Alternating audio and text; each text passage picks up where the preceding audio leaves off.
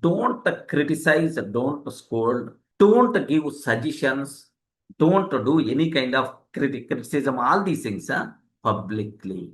Everyone having their own self-respect, have their own self-respect. Everyone has their own pride.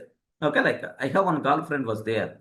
I told, "Well, don't act like Aishwarya Rai, like I used. Are you feeling, are you Aishwarya Rai, like I told? Then immediate response from her without waiting single second also. Are you feeling like Abhishek Bachchan? Are you feeling like Abhishek Bachchan? No one in the world is going to accept that mistake. Is going to not, they don't want criticism. They don't want criticism. మా చిన్నోడు ఉంటాడు, my elder son.